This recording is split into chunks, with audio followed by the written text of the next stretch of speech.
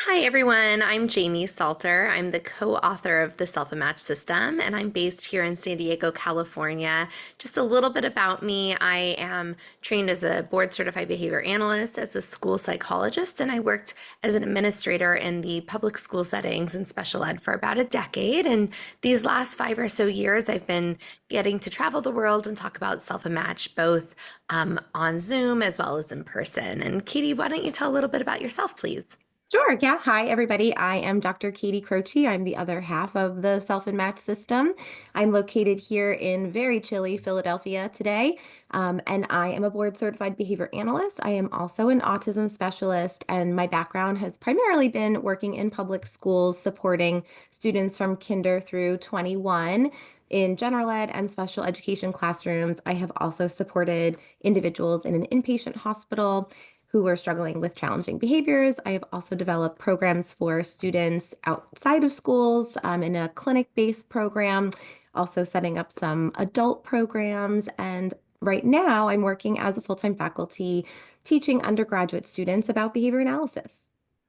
And we have a very lofty agenda over these next 20 minutes. We want to get you everything that you might need to know to learn about what the self-and-match system is. So what we're going to do is we will tell you, what is the self-and-match system? What is this that I'm here to listen to today? We'll talk about how self-and-match can enhance behaviors in your schools or your clinical settings. We will also talk about how self-and-match aligns with the different tiers and also how it aligns to IEP goals so that you can facilitate more informed decision making and data tracking within your school settings. And we'll talk about a lot of different PD opportunities we have for your team, whether we're looking at coming in person or if we're looking at doing a Zoom training. We have lots of different options for you. We will be emailing this recording out for those of you that are not able to watch it live, and we'll also be having question and answers at the end if there's any questions. So that's our scoop over the next 20 minutes. Let's see if we can do it, Katie. Yeah, Jamie, will you tell us a little bit about why this is so important?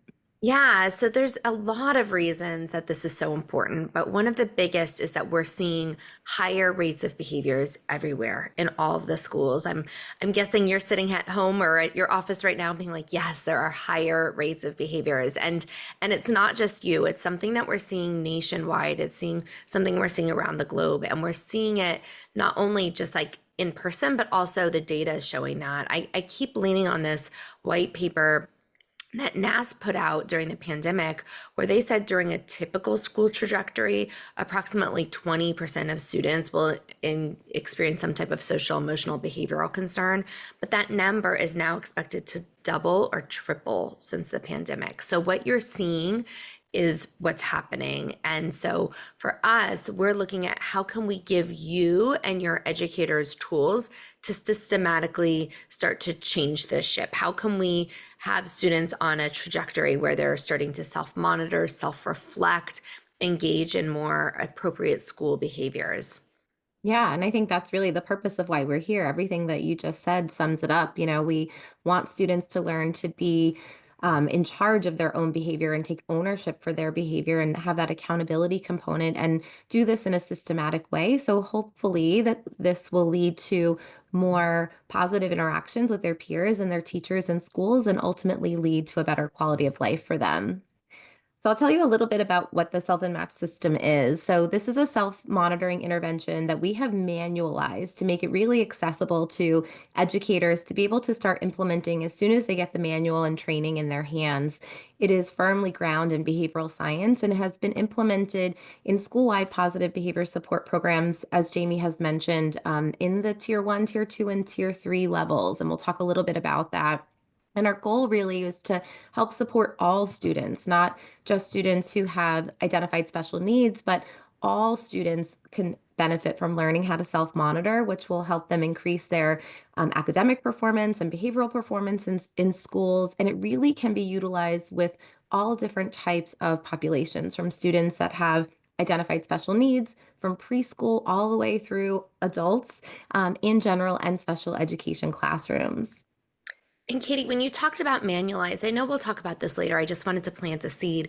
The reason we call it the self-image system is because it's more than just this manual. What we really want to do for your educators is like give them a ready to use tool from the start. So they would have access to both this manual, this curriculum that has a lot of resources that we'll talk through today, as well as an online portal of additional like treasure trove of resources, as well as a forms creator. So we'll show you all of those later. I just kind of wanted to plant a seed of kind of how extensive this intervention is and what type of resources your team would receive. So we have four fundamental core elements at the core of every self and match system. That first is what I was just alluding to, that systematic planning that you put in place before you begin the intervention. So in our trainings and in our manual, you'll see a lot of talk about working as a team, collaborating to figure out what your form is going to look like. And we give you kind of a roadmap, this considerations guide, where you're thinking through all of the what ifs before you even roll out your first self and match system. The second fundamental element is no one's perfect. We're not aiming for perfection. We're aiming for progress. We're looking at that growth mindset.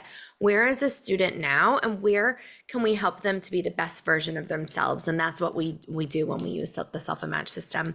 The third fundamental element, we try so hard not to use jargon in our trainings and in our manual. We really do want to make sure that this is a very easy, accessible tool to use, whether you're a general ed or special ed teacher.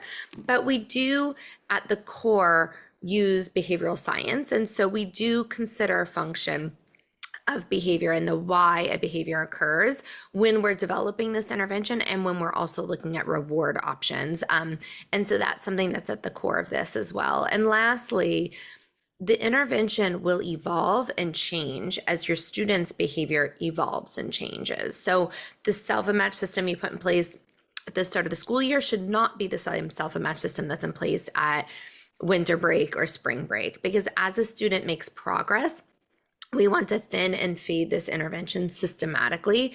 And if the student's not making progress and is stumbling, we also want to be getting together and saying, what do I need to change? What can I adjust to make this a more effective tool?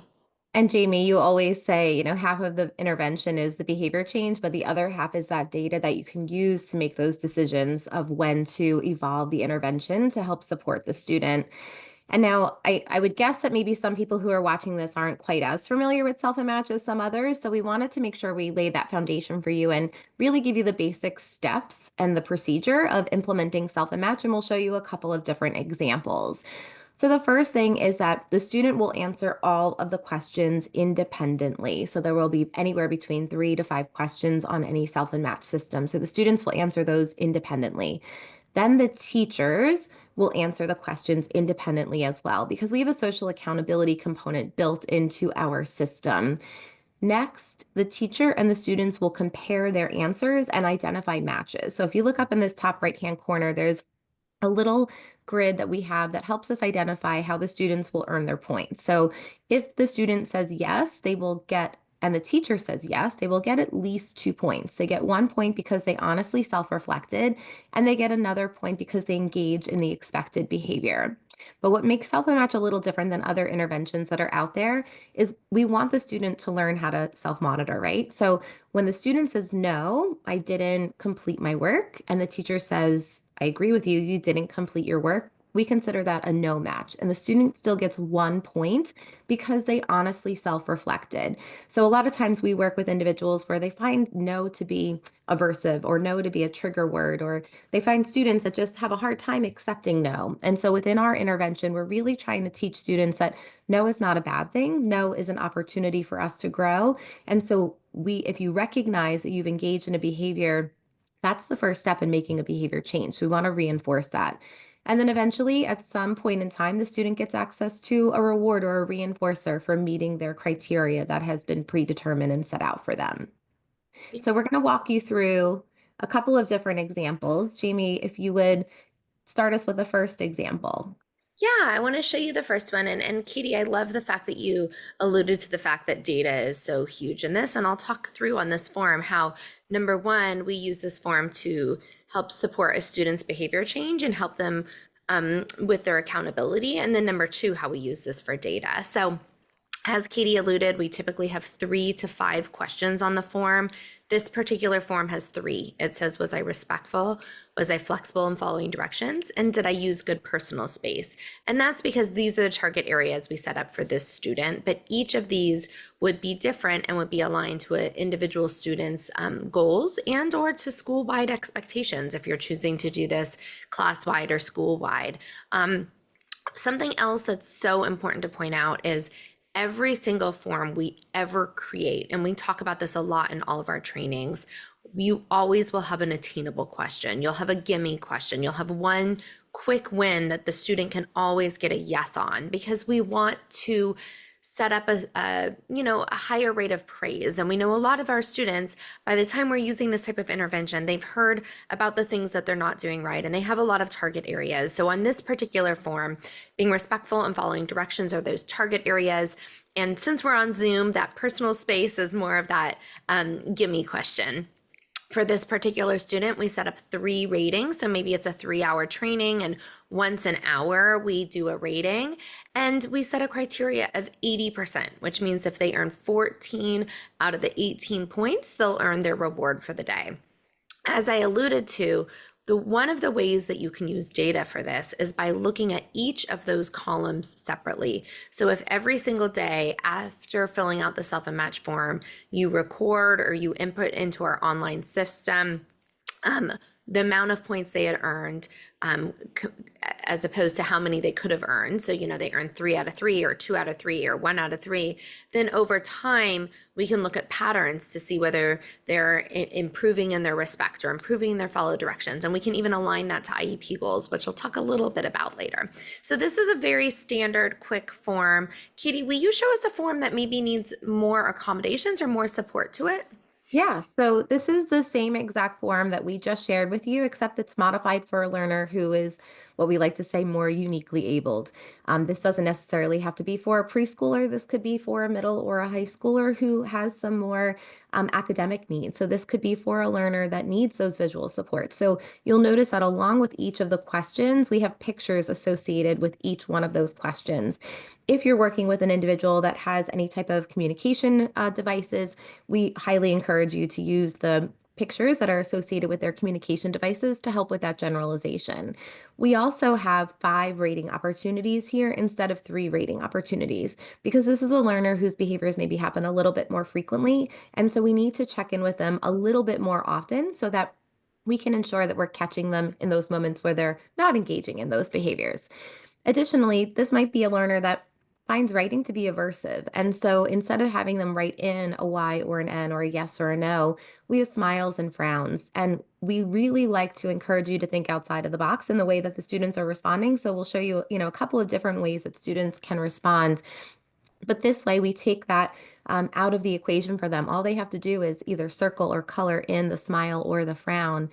You can also see that we have boxes in the teacher columns here. And you might be wondering what those boxes are for. We really are of the mindset that we want to expose our students to the academic instruction, even if it's a little bit above where they're at, because we feel like if we can keep exposing them to that content, we will help bring them further along in their academics. So what this means is that if the student said yes and the teacher said yes, we can write a little 2 in here. And if they said yes again, we can write a 2. And maybe this is a no, we could write a 1. And then we can help the learner count. 2 plus 2 is 4, plus 1 is 5. And we can write the number of points here. But we know that some of our learners are not at that stage yet. So we also have some additional visual supports. We have, if 5 or 6 points, they get a star. And we can draw a star right here to visually show them that they've reached their goal. We can also give them some additional visual supports where if I earn 4 stars by the end of the group, they can choose something. And so again, they don't have to be able to do any math. We can circle these or have them circle them with us to show them that they're getting closer and closer to their goal. So Katie, that's one way we've modified it. totally. And again, all of that came from that considerations guide. When you're pre-planning, it's asking questions like, do you need visuals? What questions do you have? How often do you want to rate the student? So it kind of is a scripted way that you land at that first form or that second form or any of the other ones that you'll see in a full training.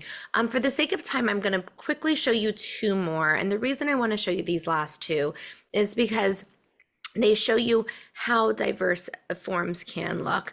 This is a general education form in a general education class where all students are self-reflecting at the start of the year 5 times. So that's pretty frequent in a general education class. They have safe, ownership, acceptance, and respect. And that is because this particular school goes off of the philosophy of SOAR. And so, because the school talks about SOAR, they really have aligned their questions to the school's school-wide expectations.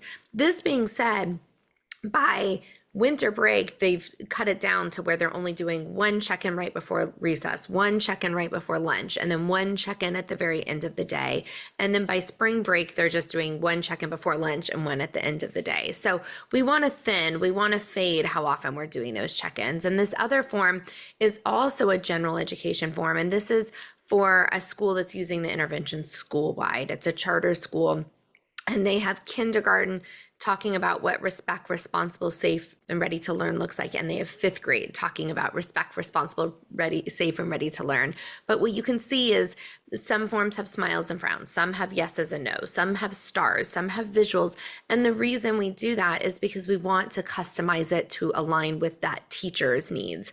So if I had gone into this fifth grade teacher, that's the form on the right, and I had handed him the form from the previous slide and said, hey, here's a fifth grade form, it would not have been effective for him because his students, his population, his needs are different than that other fifth grade teacher's needs and students and population. So I like to say that there's no good special education or general education training without some type of MTSS triangle or pyramid. So this basically just sums up what we just said to you, that Self and Match is used as a tier 1 universal tool all the way up to a tier 3 where it's part of a behavior intervention plan following a functional behavioral assessment included in IEP, and the customization and the individualization is what really leads to the effectiveness of this tool.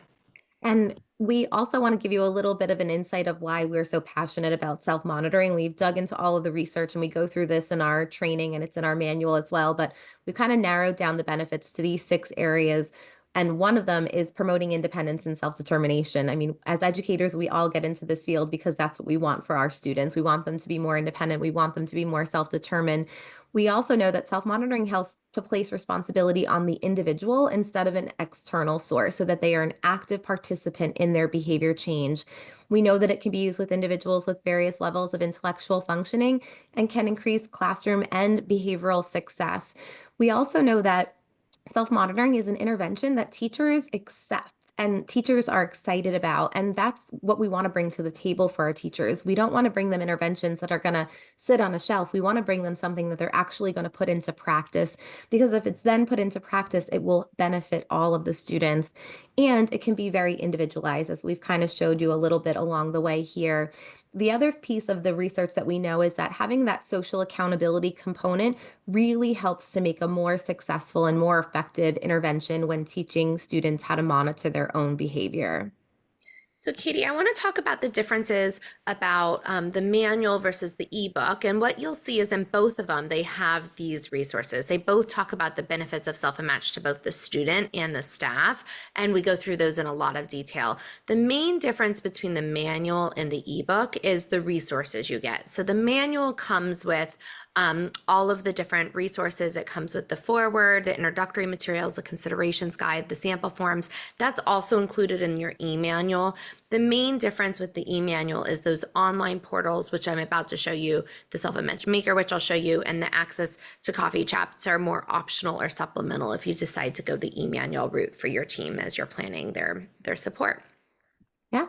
So as far as the manual goes, what you'll find in the manual is we have a foreword written by Dr. Saul Axelrod, some introductory materials that go through the benefits of self-monitoring, the considerations guide, which is that roadmap that Jamie has been telling us about. We have samples in our manual, 19 different samples. We also have some supplemental materials, which we can share with you, and that online forms portal and our Self and Match Maker to help make the transition from putting this as a vision to put into practice so that you can start using it tomorrow in your classrooms. So these next 5 slides I'm going to show you after this one all have QR codes, and those QR codes are going to take you to videos that will tell you more if you're craving more after today.